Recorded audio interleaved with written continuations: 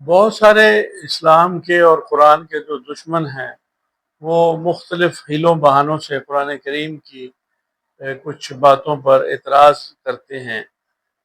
اور یہ کہتے ہیں کہ اس میں یہ ہے اور اس میں وہ ہے۔ تو بات یہ ہے کہ ٹھیک ہے، جو غیر مسلم ہیں، کافر ہیں اہل کتاب ہیں، تو انہوں نے تو اعتراض کرنا ہی کرنا ہے۔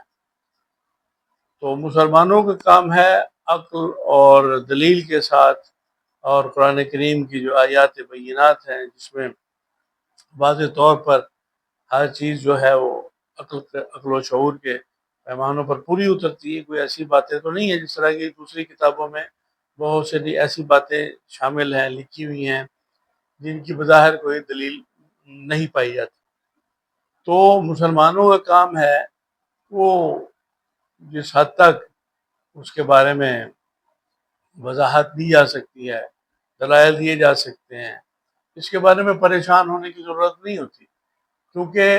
جو قرآن جو ہے وہ ہدی للناس ہے، وبینات من الہدا ہے، والفرقان ہے، اور اس میں ہدایت کی واضح نشانیاں ہے پوری انسانیت کے لیے ہدایت ہے، اور یہ واضح نشانیاں ہیں، اور یہ فرق کرنے والی ہے حق اور باطل کے درمیان۔ لیکن جب اس سے کوئی ہدایت لینا چاہے گا، اس کے سامنے اپنے آپ کو پیش کرے گا کہ میں طالب علم ہوں اور میری رہنمائی کی جائے، مجھے سکھایا جائے، مجھے بتایا جائے،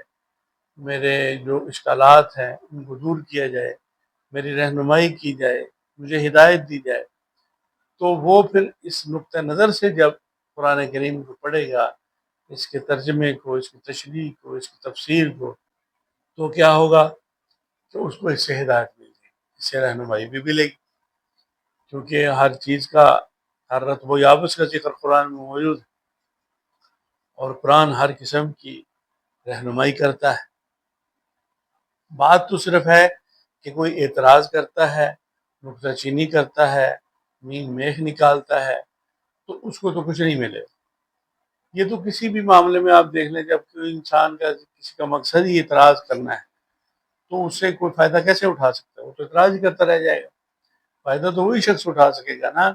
جو اس سے فائدہ حاصل کرنے کی نیت سے، ہدایت حاصل کرنے کی نیت سے جب دنیا کی تمام کتابوں کے ساتھ اس کا موازنہ کرے گا، کمپیریزن کرے گا، تب اس کو اندازہ ہوگا کہ یہ دنیا کی اتنی عظیم کتاب ہے، جس کی 1400 سال میں، اب تو 1500 سال ہونے والے ہیں، تو اس کی زیر و زبر میں فرق نہیں آیا۔ دنیا کی سب سے مستند ترین کتاب ہے، اور ایک دانشور کہہ رہے تھے، بڑی عظیم بات انہوں نے کہی، کہ جتنی بھی کتابیں ہیں، ہم ریسنٹ ہسٹری میں دیکھ لیں یا پیچھے بھی چلے جائیں، تو جتنے بھی مصنفین ہیں جنہوں نے اس وقت کے حساب سے کچھ نہ کچھ تصنیفات کی ہوتی ہیں، جتنے بھی اکابر ہیں، تو 100 سال کے اندر باہر جو ہے ان کی تصنیفات میں کچھ نہ کچھ رد و بدل ہو جاتا ہے۔ ان کے خیالات، ان کے نظریات، ان کی سوچ، ان کی اپروچ